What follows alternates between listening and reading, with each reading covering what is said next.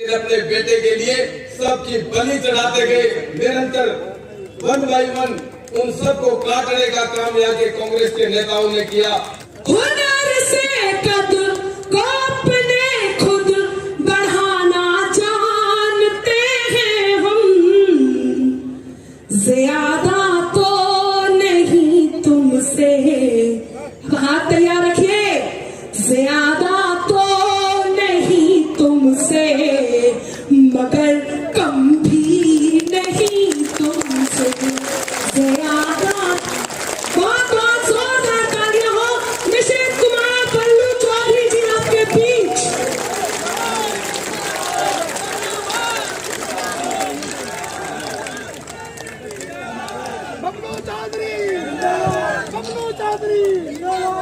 मैं सदगुरु के चरणों में नमन करते हुए आज इस नामांकन सभा में मंच के ऊपर उपस्थित भारतीय जनता पार्टी के प्रदेश उपाध्यक्ष आदरणीय मुकेश जी दादी साहब, पूर्व जिलाध्यक्ष राजेंद्र जी शर्मा जी, विश्व पितात्मा का नाम अभी मुकेश जी भाई साहब ले रहे थे, आदरणीय जगदीश जी खाजपुरिया जी, अभी हमारे वर्तमान जुझारू जिलाध्यक्ष पवन जी मावंडिया जी, दिसंबर जी पूनिया साहब, जिन्होंने वर्षों तक इस पार्टी को सींचने का काम किया, आदरणीय बनवारी लाल जी, यहाँ विराजमान सभी पंचायत समिति सदस्य, सभी सरपंच साहिबान, मेरी सभी महिला शक्ति भारतीय जनता पार्टी के पदाधिकारीगण, सम्मानित मंच, यहाँ विराजमान झुंझुनू विधानसभा की 35 ग्राम पंचायतों से पधारे हुए,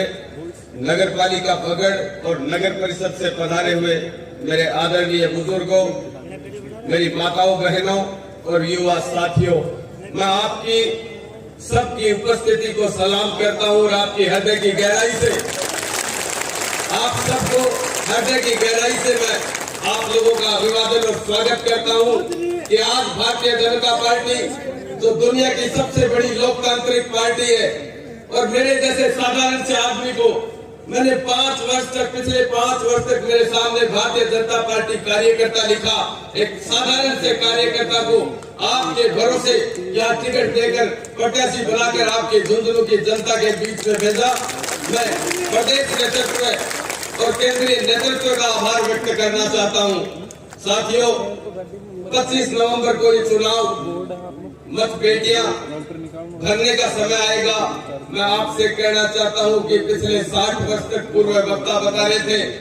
जिस तरह से झूठ का पुलिंदा लेकर वंशवाद की राजनीति झुंझुनू सहन करता रहा, एक परिवार ने अपने बेटे के सिवा कोई भी प्रतिभा उनको इस जिले में नजर नहीं आई। ऐसी प्रतिभाएं,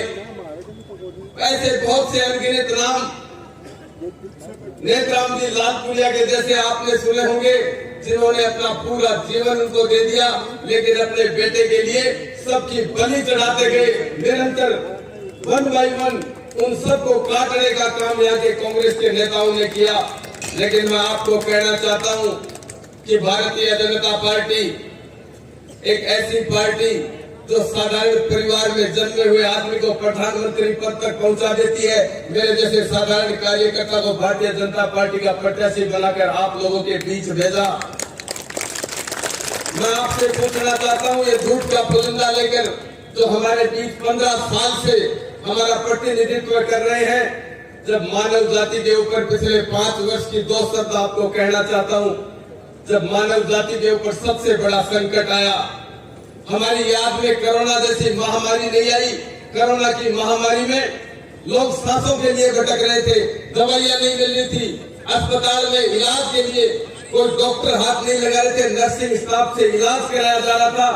उस दिन हमारे यहाँ के प्रतिनिधित्व करने वाले 15-15 वर्ष से जिनको जिता रखा है, वो लोग घरों के ताले लगा के, 2 मास्क लगा के, चटकनी लगा के घर के अंदर बैठ गए। आपने देखा होगा गौ माता के ऊपर इतना बड़ा संकट आया, जब लंपी की बीमारी आई,